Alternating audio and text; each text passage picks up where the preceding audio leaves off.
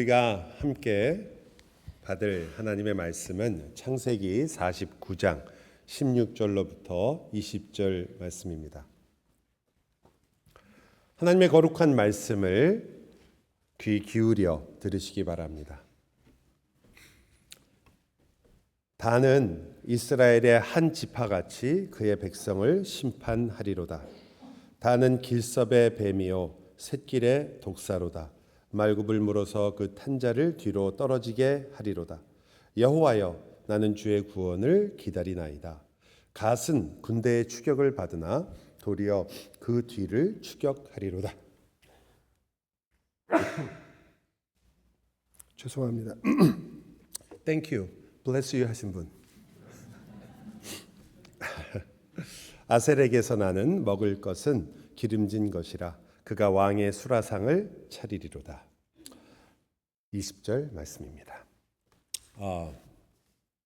주님의 말씀이 이 부분이 읽으시지만 이것이 예언이기 때문에 그 언어 자체가 그렇게 읽자마자 이렇게 확 이해가 되기 어렵기 때문에 그래서 이렇게 하나님 말씀으로 함께 나누게 된 거죠. 레아에게서 6명의 아들이 낳고요. 그 6명의 아들에 대해서 지금 야곱이 예언을 했습니다. 그리고 나서 이제 4명이 다시 등장하는데 이 4명은 라헬과 레아의 몸종으로부터 난 아들들입니다. 그래서 단과 납달리는 라헬의 여종인 빌하에게서, 그리고 갓과 아셀은 레아의 여종에게서 난 그런 아들들입니다. 이게 무슨 중요한 의미가 있는 것 같이 보이지 않지만 사실은 굉장히 큰 변화인데요. 아브라함을 한번 생각해 보세요. 아브라함 때로 본다면 이 아들들은 이스마엘과 같은 겁니다. 그렇죠? 사라가 아니라 하갈로부터 났기 때문에 어떻게 됐어요? 약속에 들어오지 못했었습니다. 그리고 그 이후에도 여러분이 아시는 것처럼 야곱과 에서의 경우에도 야곱 한 사람에게만 하나님의 약속이 이루어졌어요. 그러니까 당연히 우리는 그 다음에도 야곱의 아들 중에 한 명이 이 모든 것을 다 받을 것이 아닌가 생각하게 되지만 하나님께서는 야곱을 통해서 약속하신, 아브라함에게 약속하신 그 언약의 이 확장성을 보여줍니다. 이제 내가 한 나라, 민족을 세울 것이다 라는 그러한 시기가 됐죠. 그렇더라도 이 4명의 아들들에게는 좀 불안하지 않았을까요? 여종의 자식들이잖아요. 우리도 과연 이 약속에 끼워줄까? 나가라고 하면 나가야 되는 거 아닌가? 이런 생각을 했을 텐데 야곱이 단을 이렇게 부릅니다. 이때 저는 성경에 기록되어 있지 않지만 단의 얼굴을 한번 보고 싶어요. 왜냐하면 이렇게 예언하거든요. 단은 이스라엘의 한 지파가 된다. 단이 그 말을 듣는 건 무슨 말이에요? 너도 이제 이스라엘의 한 지파로 인정해 준다는 뜻 아니에요. 아마 그 말을 들었을 때 정말 놀랐을 거예요. 그리고 다른 지파처럼 너도 이스라엘을 심판하는 자리에 앉게 될 수 있을 것이다. 이렇게 얘기하는 거예요. 여러분 너무 어렵게 생각하지 마시고 이 심판한다는 말은 단이라는 이름하고 똑같은 의미예요. 단이라는 이름이 원래 심판한다는 뜻이에요. 재판한다. 여러분 이 성경에는 이제 앞으로 창세기가 지나서 이제 출애굽 있고 그 이후에 여러분이 사사기라는 책을 발견하게 됩니다. 여러분이 창세기 출애굽기까지는 재미있게 읽으시다가 그다음에 민수기부터 점점 이제 재미를 상실하다가 레위기나 이런 민수기까지 오면은 거의 이제 레위기 신명기 가기 시작하면 그때부터는 너무 어려워서 성경에 레위기가 있긴 한데 그 한 번도 읽기 어렵다 그러다가 조금 뛰어넘어서 여호수아 사사기 가면 조금 더 재밌어지잖아요. 아닌 것 같은 이 얼굴들. 그래요. 여러분 언제나 좋아하세요. 모든 성경을 다 하나님의 영감받은 말씀으로 언제나 기쁘고 즐겁고 재미있게 읽는 거지 우리가 목사님 같지 않습니다. 그런 얼굴들이신데 나중에 봅시다. 예, 어쨌든 그 사사기에 보면 사사라는 말이 다른 한국 번역에는 판관기라 이렇게 나와요. 판관이란 재판관이란 뜻이에요. 그러니까 이스라엘이 너는 이스라엘 지파가 되어서 너도 재판하게 될 것이란 말은 너의 가문에서도 사사가 나올 수 있다 이런 말과 비슷한 거예요. 너무 어렵게 다른 지파를 심판한단 말이야? 이렇게 너무 거창하게 생각하실 것이 아니라 인정받았다는 뜻이죠. 이스라엘 지파로. 그런데 하필 단의 이름도 심판한다, 재판한다는 의미인 거예요. 그러니까 우리가 대개 이야기하는 워드 플레이가 된 거죠. 어쨌든 그렇게 됐기 때문에 다한의 입장에서는 정말 그 이야기를 들으면서 깜짝 놀랐을 것이고 하나님의 은혜를 더욱 깊이 생각했을 겁니다. 하지만 이 경우에 우리는 이 사사의 경우를 본다면 단지파의 사사가 누구냐면 삼손이에요. 여러분이 잘 아시는 머리 긴 그 남자. 그래갖고 막 기둥도 막 쑥쑥 뽑고 문도 확확 들어버리고 이런 사람이 있잖아요. 그래서 우리가 성경에 많은 인물 중에 믿지 않는 사람들도 아는 이름 삼손, 잘 알죠. 그가 바로 단 지파의 그런 자손인데 분쟁을 해결하고 재판을 하고 그리고 이스라엘을 위해서 싸웠던 사람입니다. 그가 있었던 그 경우를 본다면 우리가 이 단에 대한 이야기를 조금 더 이해할 수 있기 때문에 조금 그 배경을 살펴보려고 합니다. 당시에 이스라엘은 이 사사기 전체가 그렇지만 하나님 앞에 악을 행했습니다. 하나님의 악을 행하면요, 하나님께서 그들을 다른 민족에게 붙이십니다. 너희들 정신 차리기 위해서 채찍으로 다른 민족을 쓰시는 거예요. 그래서 블레셋이 그때는 걸렸습니다. 그래서 블레셋이 이스라엘을 40년 동안이나 괴롭혔어요. 힘들게 했죠. 그러던 어느 날 하나님께서 하나님의 사자를 한 여인에게 보냅니다. 아이를 낳지 못하던 한 여인에게 보냅니다. 그리고선 그 여인에게 너에게 자식이 있을 것이다. 그 자식이 나면 삭도를 머리에 대지 말고 포도주도 먹이지 마라. 나실인이라고 부릅니다. 이거를.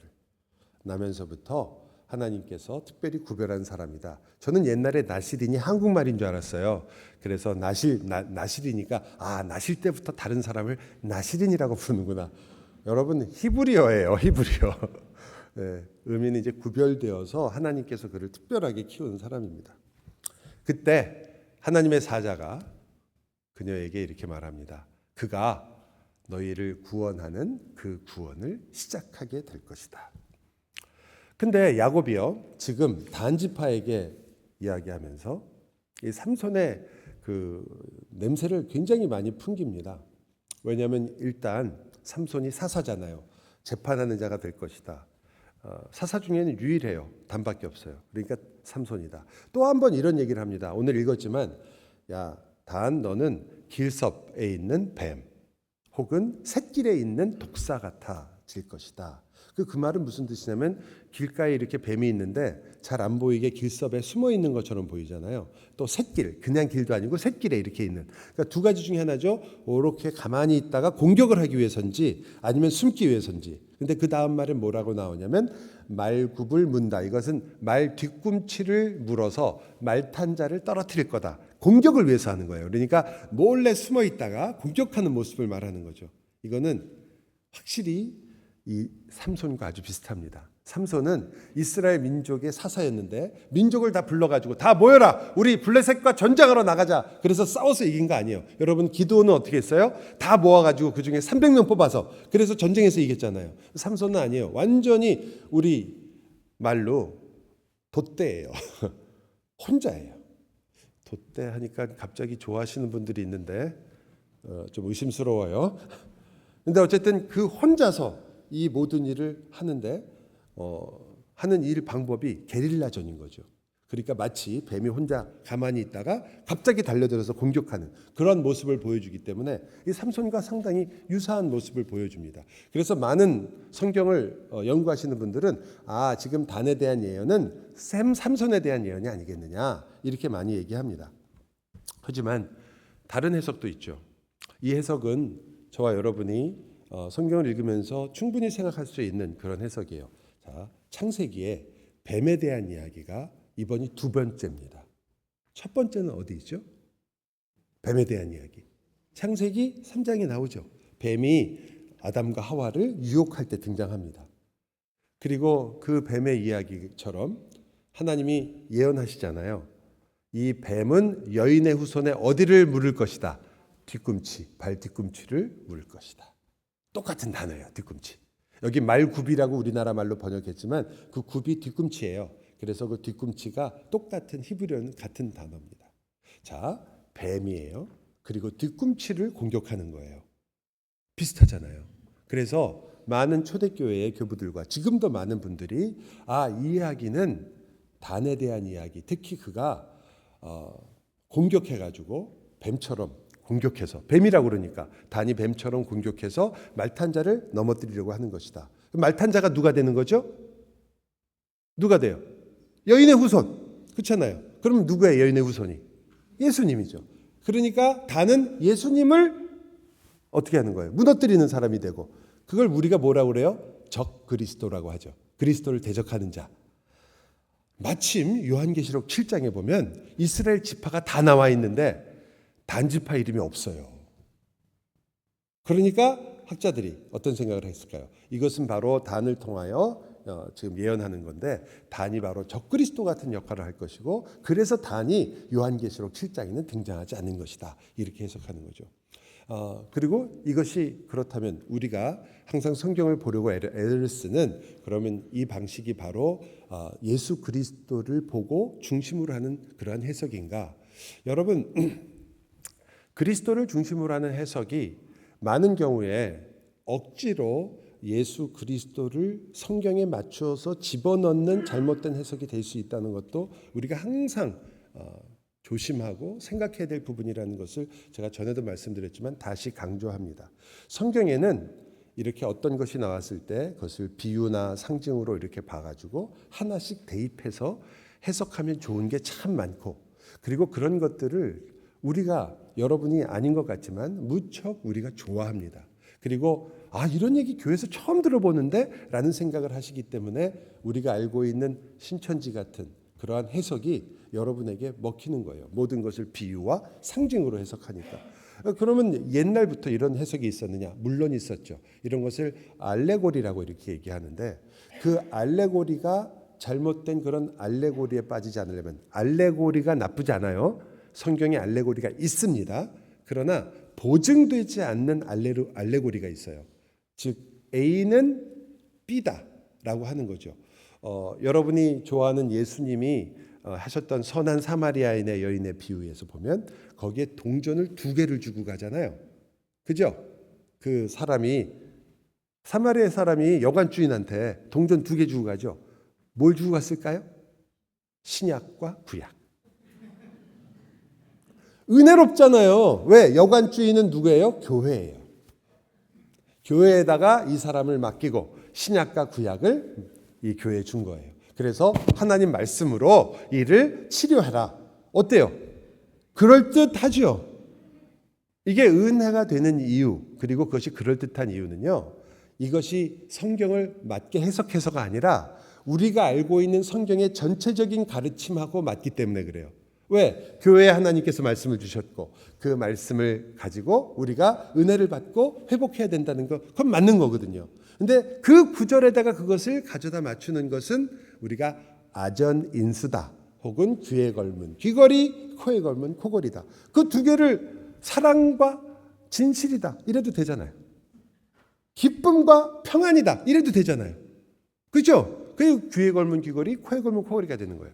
이것을 피하기 위해서, 우리가 잘못하면 성경을 해석할 때 그러한 해석을 피하기 위해서 굉장히 중요한 것은 구속의 역사에 대한 이해예요. 하나님께서 이 창세부터 계시록까지 어떠한 구원의 역사를 이끌어 가시며 그것이 성경에 어떻게 드러났는가를 생각하지 않고 그 한 가지를 가지고 대입하기 시작하면 말은 되고 은혜가 되어서 와, 이렇게 깊은 뜻이 있었어라고 생각할 수 있지만 전혀 아닌 게 되는 거죠. 제가 자주 드는 예로는 성막을 했던, 옛날에 성막을 설계하는 너무나 많은 분들이 써먹던 방법이에요. 성막에 보면 그 밖에다가 이렇게 기둥을 세우는데 밑에다가 반드시 돌로, 금으로 돌을 싸서 밑에 2개를 괴게 돼 있어요. 세울 때. 자, 또 2개 나왔어요. 뭐예요 그럼? 신약과 구약 말씀. 거기에 이 기둥을 세워야 된다. 그걸 금으로 쌌잖아요. 그럼 뭘로 싼 거예요? 믿음으로 싼 거지. 하나님의 말씀을 믿음으로 싸서 그것을 땅에 묻고 그 위에 기둥을 세우면 그 기둥도 역시 금으로 사죠. 나무는 뭘로? 가시나무로. 그래갖고 삐죽삐죽한 가시나무를 거기다가 금을 씌워서 하나님께서 그 믿음으로 그 모든 인간의 그 가시 같은 부분들을 믿음으로 다 싸서 결국 하나님의 성전으로서 서게 하신다. 저도 은혜 받았어요. 옛날에. 그것은 그러나 올바른 해석은 아닌 거죠. 비슷비슷하게 우리의 삶과 적용이 되고 그래서 은혜로울 수 있습니다. 그러나 그것은 성령 하나님께서 우리에게 주시는 은혜라기보다는 정말 하나님이 우리를 불쌍히 여기셔서 주시는 은혜일 거예요. 우리가 너무 무지하고 하나님의 말씀에 대해서 여전히 연약하니까 주님의 은혜가 있었겠죠. 그러나 성경은 그렇진 않은 거예요. 그래서 우리가 하나님 말씀을 이렇게 볼 때는 만약 옷이라는 것이 나왔다면 하나님께서 가죽옷 입혔잖아. 그러면 짐승이 죽었으니까 예수 그리스도 십자가다. 피가 흘렸으니까 이렇게 하는 것이 아니라 그것이 맞으려면 무엇과 연관되어야 되냐면 그 같은 원리가 성경에서 어떻게 반복적으로 그리고 보다 더 점진적으로 나타나고 있는가. 그것이 어떻게 여러분이 보면 제사법에서 어떻게 그것이 짐승을 죽이는 것에서 어떻게 나타나는가. 그리고 그 제사법이 거기서 끊기지 않고 결국은 그 제사가 누구에게 연결돼요? 예수 그리스도에게 어떻게 연결되는가. 성경이 그것을 이야기하고 있는가. 이것들이 우리가 그 구절들을 이해할 때 그리고 해석할 때 가장 중요한 것이 됩니다. 어떤 분은 이것을 그래서 모형론이라고 얘기해요. 영어로는 typology라고 하죠. 즉 어떤 타입이 있는데 그 타입이 이 모든 것들을 하나로 묶어서 잘 보여주고 있는가라는 것을 보는 거예요. 저는 그렇게 표현하는 것보다는 오히려 구속의 역사, 성경이 역사에 있거든요. 하나님의 구속의 역사가 어떻게 도도하게 이 같은 원리와 내용을 끝까지 이렇게 가져가서 하나님의 진리를 드러내고 있느냐. 그것을 통해서 우리가 성경을 읽으려고 하는 거죠. 그래서 그러한 것을 봤을 때 우리는 오늘 이 구절이 그냥 단순하게 이거는 창세기 3장에 나오는 뱀 그리고 거기 발꿈치 다 나왔으니까 이건 바로 적그리스도다라고 하기 어려운 거. 바로 이럴 때 제일 중요한 게 문맥이 되는 거예요. 18절을 한번 보세요. 이야기를 다 한 다음에 야곱이 단에 대해서 이야기를 해요. 자, 우리가 아까 해석을 따른다고 봅시다. 그러면 단은 지금 적그리스도예요. 그죠? 맞아요? 그리고 지금 이 말 탄 사람은 예수님이에요. 3분 만에 잊어버리면 어떡해요. 네? 그래서 그 말을 가슴에 새기시고 이 말을 한번 읽어보세요. 같이 읽을까요? 시작. 여호와여 나는 주의 구원을 기다리나이다. 자, 말이 되나요? 지금 적그리스도가 지금 단 이야기예요. 단이 여호와여 나는 주의 구원을 기다리나이다. 야곱이 갑자기 뜬금없이 이야기를 할 필요도 없는 거고.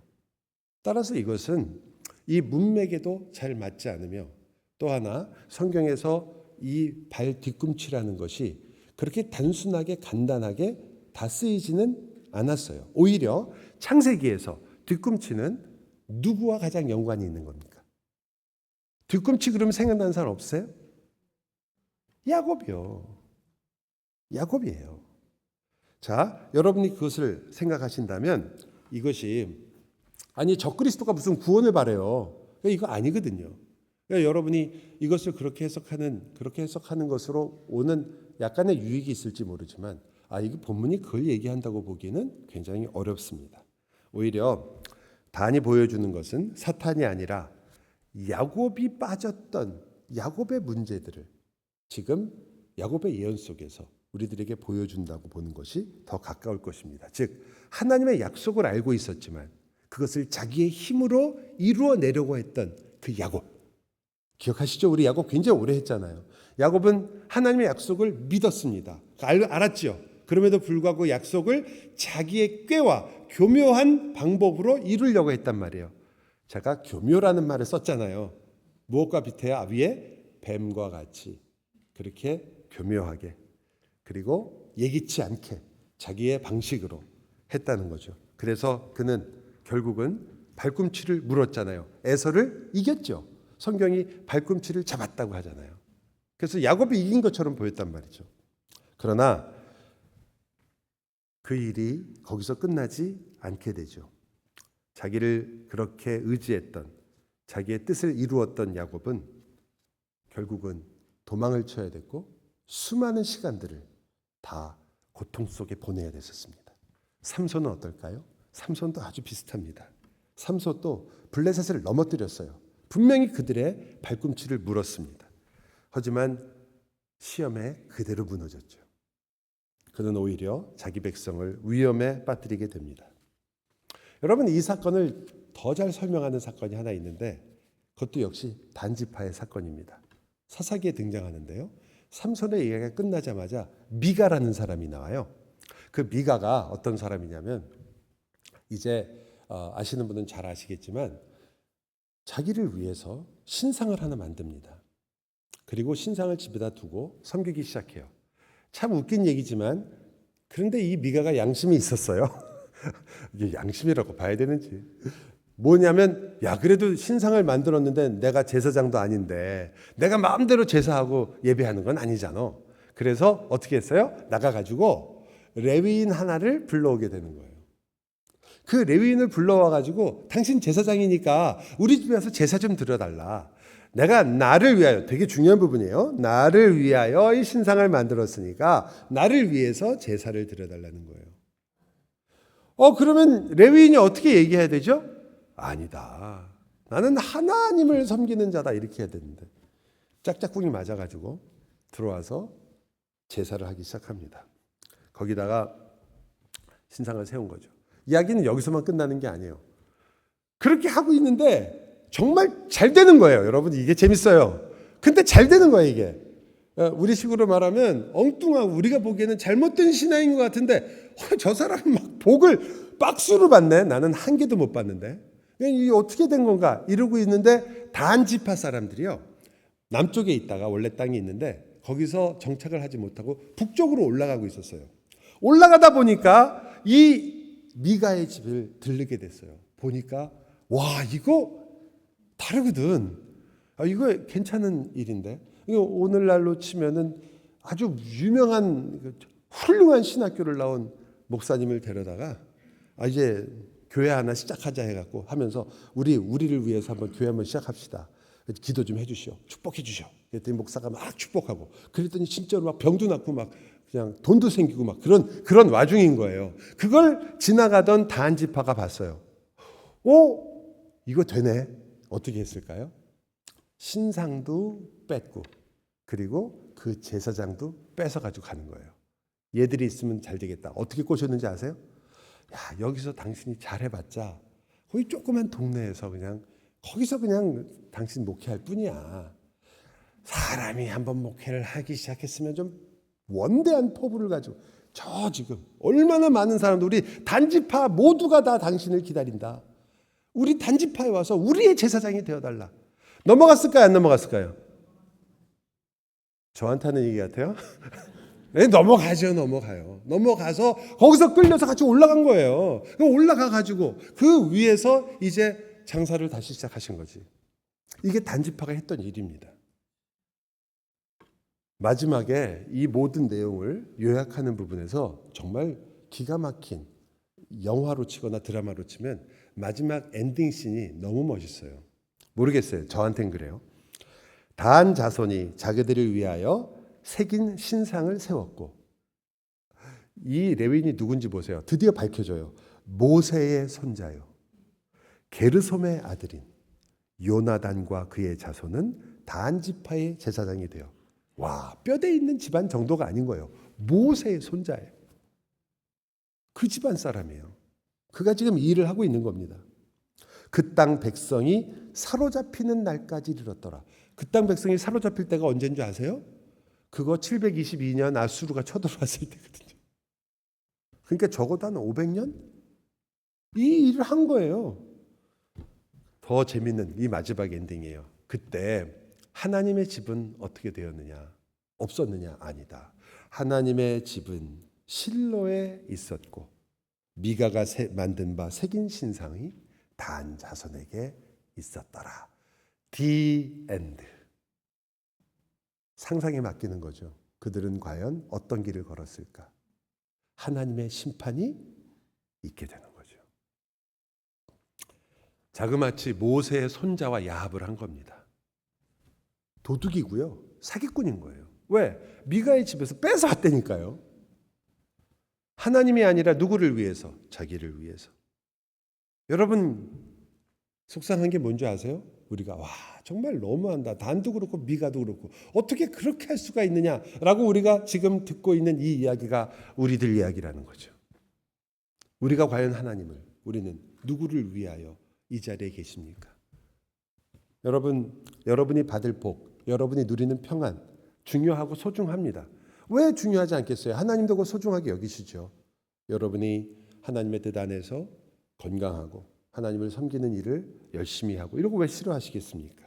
그러나 만일 여러분이 복과 받을 복과 여러분의 평안이 여러분의 마음을 정말 가득 채우고 있다면 하나님은 점점 보이지 않을 것이고 그때 여러분이 하는 예배라는 것이 과연 어떤 의미가 있으며 그때 우리가 하는 소위 봉사가 과연 어떤 의미가 있을 것이며 우리가 선교한다는 것이 과연 어떤 의미가 있을까요? 여러분 이러한 우리가 보기에 거짓된 거죠. 그런데 그것도 즐거움과 기쁨을 주기 때문에 어렵습니다. 기억하세요? 이스라엘이 출애굽기에서 이스라엘 백성들이 어떤 일을 겪었는지 기억하세요? 그때 아론을 시켜가지고 금신상을 만들고 뭐라고 불렀어요? 이는 여호와라 우리를 애굽에서 인도해내신 신이라. 와 내용도 그렇게 틀리지 않아요. 하지만 그렇게 만들죠. 만들고는 그 주위에서 춤추며 노래하며 기뻐했습니다. 감정적으로도 그들의 모든 것이 그곳에서 같이 있었단 말이죠. 우리는 되게 그러잖아요. 어떻게 하나님이 함께 하시지 않는데 어떻게 우리가 이렇게 기쁨을 누릴 수 있을까? 있어요. 어떻게 우리가 이렇게 바른 행동을 할 수 있느냐? 있어요. 어떻게 우리가 예배를 이렇게 뜨겁게 드릴 수 있느냐? 있어요. 저와 여러분이 맨 먼저 시작할 말이 이거예요. 누구를 위한 것이냐? 그들도 불안해서 여호와를 만들었거든요. 여러분 이 질문이 없어지면 우리의 이 모든 일들은 정말 배설물보다 못한 것이 됩니다. 지금 내가 겪고 있는 어떤 일이든지 내 인생 속에서 하나님은 어떻게 영광을 받으시는 것인가? 어떻게 나는 지금 하나님을 즐거워하고 있나? 나는 어떻게 하나님의 높으신 이름을 더 귀하게 찬양하고 있는가? 이런 것이 없다면 여러분은 끊임없이 나는 어떻게 하면 더 평안해질 것인가? 나는 어떻게 하면 더 신앙이 좋아질 것인가? 나는 어떻게 하면 남보다 조금 더 나아질 것인가에 여러분의 마음이 처음 시작할 때 나쁘지 않지만 신앙이 좋아지겠다는데 누가 뭐라 그러겠어요? 목사의 입장에서도 열심히 잘하십시오라고 하고 싶죠. 그러나 그것이 여러분의 목적과 목표가 되어서 이제 내 신앙을 높이자라가 여러분의 인생의 목적인 것처럼 나온다면 그것은 여러분 반드시 다시 생각해 봐야 되는 문제가 되는 거죠. 여러분 차라리 나의 신앙은 부족하며 나는 여전히 많은 면에서 부족하지만 나는 그리스도 때문에 살며 예수 그리스도를 더 알기를 원하며 그래서 나는 기도를 하며 나는 그렇게 주님께 가까이 가고 싶다라는 그 마음이 중요한 것이지 반대로 내가 어떻게 내 평안을 찾을 것이며 내가 어떻게 교회에 와서 예배에 어떻게 하면 은혜를 받을 것이며 그것은 주객이 전도되고 있단 말이에요. 그렇게 된다면 우리는 결국 거짓된 것에 사로잡히게 될 것입니다. 여러분 자신하지 마세요. 단지파와 이스라엘이 500년 동안 속았어요. 잘 몰랐어요. 선지자들이 와서 얘기를 했는데도 몰랐잖아요. 조금 약간 부풀려서 제가 선지자처럼 얘기하는 거잖아요, 지금. 여러분 그런데 지금 눈물을 흘리며 회개해야 될 분 여기 분명히 있을 텐데 아무도 눈물이 안 나오고 회개를 안 하시는 것 같은데. 저희 마음이 그렇게 쉽지 않습니다. 저희가 가지고 있는 교만이 그렇게 만만하지 않습니다. 저희가 가지고 있는 감정적 그 상처와 아픔이 그렇게 쉽지 않습니다. 우리는 그 부분에서 다시 한번 생각해야 되는 거죠. 단지파는 이스라엘 그리고 우리들이 빠지기 쉬운 함정을 너무나 잘 보여주고 있습니다. 내 실력이냐 내 힘이냐 내가 가진 것을 의지하느냐 아니면 나를 위해 하나님을 만들 것이냐. 이것이 바로 단지파가 말의 뒤꿈치를 무는 방법이었습니다. 그는 정의를 행한 것도 아니요 억울함을 풀어주는 일도 하지 않았습니다. 오히려 이스라엘을 위험에 빠지게 했고 풀어주는 것이 아니라 죽음으로 매이게 했습니다. 그래서 야곱이 이야기하는 거죠. 여호와여, 나는 주의 구원을 기다리나이다. 삼손이 자기 힘을 의지하다가 무너졌을 때 결국 마지막에 어떻게 했어요? 주 여호와여 구하옵노니 나를 생각해 주옵소서. 나를 기억해 주옵소서. 그리고 그가 결국 이스라엘을 위하여 자기 몸을 던졌죠. 그것을 우리는 대개 이것이 바로 이 삼손에게 보여지는 메시아적인 그림자라고 봅니다. 사사들이 보여줬던 그러한 태도들이었죠. 단지파도 역시 마찬가지였습니다. 악을 행하던 그들, 하나님의 심판이 임하게 되었고, 그리고 이스라엘을 심판하신 그 주님께서 그들에게 선언하신 거죠. 너희는 지금 이곳에서 멸망을 받게 된다. 그래서 이 야곱이 이렇게 예언하는 겁니다. 주님의 구원을 소망합니다. 주여 우리를 구원해 주옵소서. 여기서 주의 구원이라는 단어는 예수야라는, 우리로 말하면 예수아가 맞는 발음일 거예요. 예수아라는 발음입니다. 여호수아와 비슷한 단어고 나중에 이 이름이 뭐가 되죠? 예수가 됩니다. 물론 지금 야곱이 예수님 부른 거 아닙니다. 혼동하지 마세요. 그러나 분명한 것은 하나님의 구원을 갈망합니다. 그는 이 모든 상황 속에서 우리가 삼손처럼 단지파처럼 그 하나님을 섬기기보다 그 우리 자신을 위해서 모든 것을 하려고 하는 내 힘만 의지해서 모든 것을 내게로 이루고자 하는 그 나의 모습에도 불구하고 주님 이 모습을 보니까 자기 같거든요. 야곱의 입장에서는 자기 같은 거예요. 그가 얼마나 많은 얕은 꾀를 가지고 세상을 살았습니까? 그는 아마 이 말을 하면서 주여 주의 구원을 잊지 마시고 주의 구원을 소망합니다. 주여 나를 구원해 주옵소서 할 때 그의 인생의 과거와 상처와 그 모든 아픔이 쫙 지나갔을 거라고 저는 생각합니다. 그의 모습, 야복강에서의 그의 하나님과의 씨름, 그가 도망갔던 시절, 그리고 다시 돌아와서 결국은 마지막엔 애굽까지 와서 그의 인생이 여기까지 오게 된 그 모든 것들이 파노라마처럼 그에게 보였을 것입니다. 그래서 그는 고백할 수 있게 된 거죠. 주님, 이제 나는 다른 어떤 것도 소망할 수가 없습니다. 재산도, 애굽이 주는 풍요도, 이 땅에서 영화를 누리는 것도, 내 힘도, 내가 가지고 있는 어떤 것도 저는 소망할 수가 없습니다. 오직 주님, 주의 영원하신 구원만을 소망합니다. 여러분, 잊지 마세요. 발꿈치를 물었을 때 문제가 해결이 됐어요. 에서 이겼잖아요. 삼손이 블레셋을 무너뜨렸다니까요. 단이 데리고 가가지고 복을 받았다니까요. 그러나 그것처럼 보일지라도 절대로 거기에 속으시면 안 된다는 거죠. 나는 주님께로 돌아가리라. 그리고 주께 외치는 것입니다. 주님, 주의 구원만을 소망합니다. 그때 하나님께서 그의 손을 붙잡으셨죠. 단지파가 멸망하는 것이 마땅했는데 에스겔이 환상을 보게 됩니다. 환상 여러분 잘 아시는 환상이에요. 성전에서 물이 흘러나와가지고 맨 처음엔 발목, 그 다음에는 무릎, 그 다음엔 허리, 그 다음엔 온몸이 들어가도록 물이 가득 차게 됩니다. 생수의 강이죠. 그 생수가 그 하나님의 성령의 강, 생수의 강이 그를 발목부터 머리까지 다 채우게 됩니다. 건너가기도 힘들 정도의 놀라운 은혜를 그의 그 성전으로부터 쏟아져 나옵니다. 그리고 그 강을 이루고 그 강 옆에는 나무들이 자라기 시작합니다. 그 나무들의 실과를 너희가 따먹게 될 것이다. 에스겔이 봤던 환상이죠.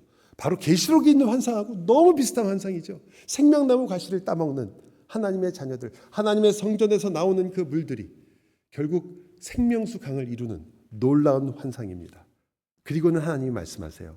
자, 이제 나를 떠났던 너희들이 돌아왔으니, 그들이 회개하고 왔을 때 주님께서 내가 너희에게 내 기업을 주겠다. 그게 47장이거든요. 48장 1절에 이렇게 시작해요. 모든 지파의 이름은 이와 같으니 하면서 이 지파에게는 이러한 기업을 주겠다라고 넘버 원으로 딱 등장하는 지파가 누굴까요? 유다일까요? 루벤? 요셉 누굴까요? 여러분 이럴 땐 눈치로 맞힐 수 있는 거 아니에요? 우리가 지금 누굴 얘기하고 있죠? 그렇죠. 단이 넘버원으로 나와요. 하나님께서 그 단을 그렇게 회복하시고 주님의 영광 가운데서 붙드신단 말이에요. 삼손을 붙잡으시고 단을 붙잡으신 그 하나님. 이 야곱의 예언이 이루어지는 거 아니에요. 주의 구원을 기다리나이다. 여러분 다시 돌아온 삼손, 다시 돌아온 단에게 하나님은 그렇게 구원의 영광을 부어주신 것입니다. 그들이 그토록 헤매고 있을 때 주님은 선지자를 보내셨고 그들에게 말씀을 주셨습니다. 그래도 깨닫지 못하던 그들에게 버리신 것이 아니라 오히려 성경의 표현에 의하면 그들을 불쌍히 여기셨고 그들을 깊이 생각하셨다. 여러분 생각해 보세요. 하나님이 여러분을 깊이 생각하신다. 아니 그냥 생각하셨다고 그래도 우리가 하나님이 우리를 생각하셨다. 여러분 경험이 없으셔가지고 만약 여러분 내일 TV에 나와서 트럼프 대통령이 제가 어저께 밤에 꿈을 꾸는데 저쪽 가디나 지역에 있는데 그 사람 이름이 잘 기억이 안 났는데 김씨성을 가진 누구였는데 좋아요. 여러분 감명이 없으시니까 제가 제 이름을 댈게요. 그냥 한성윤이라는 사람을 갑자기 이름이 떠올랐다 그러면서 대통령이 정견 발표하면서 그 한성윤이라는 이름 때문에 제가 참 많이 생각했습니다. 그럼 제가 그 다음날 어떻게 되겠어요? 여러분 저보기 어려워집니다. 그만도 못한가요? 하나님이 여러분을 생각하셨다니까요. 근데 그것도 아니고 깊이 생각하셨다. 단을 향한 예언에는 분명한 경고가 있습니다. 우리가 얼마나 쉽게 우상과 타협하는지, 얼마나 쉽게 나를 위해 하나님을 만들어내는지, 그리고 그것을 진짜 하나님 것처럼 우리가 얼마나 쉽게 속고 있는지. 그래서 교회에도 세상의 모든 것들을 마치 이것이 하나님께서 우리에게 주신 것처럼 우리가 얼마나 쉽게 서로에게 이야기하는지, 그런데도 우리가 전혀 모르고 하나님의 교회인 줄 알고 그렇게 우리가 살 때도 얼마나 많은지. 여러분 돌이키라는 이 경고를 절대로 가볍게 여기지 마십시오. 그러나 혹시 우리가 만일 주님 바로 내 모습 속에도 그러한 모습이 있었습니다. 그래서 우리는 자신의 모습을 발견할 때가 있죠. 그때 잊지 마십시오. 그러한 우리들에게도 생명수를 주시기를 원하시는 주님이 계시며 여러분을 덮고 하나님의 구원의 영광을 주시려고 하는 주님이 계시다는 것. 그러니까 돌아오세요. 경고를 무시하고 그 길로 계속 가지 마십시오. 단의 마지막을 보여주신 것은, 그 에스겔의 영광을 보여주신 것은 여러분 보고 에스겔 때까지 기다리라는 말이 아니라 바로 그 말씀을 읽는 그때가, 그 말씀을 접하는 그때가 여러분의 마지막이라고 얘기하는 것입니다. 내일이 온다면 감사하죠. 내일을 즐깁시고 하나님 안에서 기뻐합시다. 그리고 그날 하나님이 주시는 복이요 은혜입니다. 그러나 여러분이 오늘 돌아선다면 여러분은 내일을 사는 게 아니라 영원을 살 수 있습니다. 하나님과 함께 영원한 기쁨 속에 들어가는 것이고 영원한 하나님의 은혜와 축복 속으로 여러분은 오늘 들어갈 수 있습니다. 오늘 돌이킨다면, 내일이 아니라 오늘 돌이킨다면 에스겔의 성전에서 흘러내렸던 그 생명수가 여러분 안에 오늘 넘칠 것입니다. 발목이 아니라 온 몸이 성령의 역사로 여러분 안에 그 말씀을 통하여 가득 차게 될 것이고, 그리고 여러분은 생명나무 실과를 먹고 회복의 길을 걷기 시작할 것입니다. 오늘 내가 나를 위하여 신을 만들고 있는지 아닌지, 내가 오늘도 내가 원하는 예배를 구하고 있는 것은 아닌지, 나는 오늘도 내가 감동받는 예배를 쫓아서 다니는 것은 아닌지, 나는 오늘도 내가 좋아하는 것들을 교회에서 구하고 있는 것은 아닌지 다시 한번 생각해 보십시오. 그리고 바꾸십시오. 아니, 나는 하나님의 영광이 어떻게 하면 드러날까? 이 예배 속에서 하나님이 어떻게 하면 높임을 받을 것인가? 이 예배 속에서 하나님의 그 거룩하심을 내가 어떻게 참여할 것인가? 나는 이 예배의 주인이신 하나님처럼 나도 그렇게 거룩한 삶을 어떻게 주님과 함께 살 것인가를 여러분이 다시 한번 여러분 자신에게 묻고 돌이키십시오. 그 하나님께 돌이켜 주님이 주실 생명나무의 실과를 마음껏 먹고 회복하시고 안식하시며 그 주님을 즐거워하십시오. 기도합시다.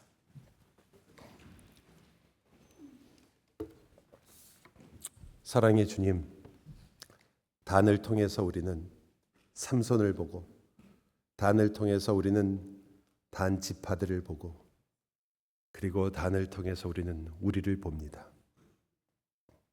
주님, 저희는 과연 내 능력을 의지하지 않습니까?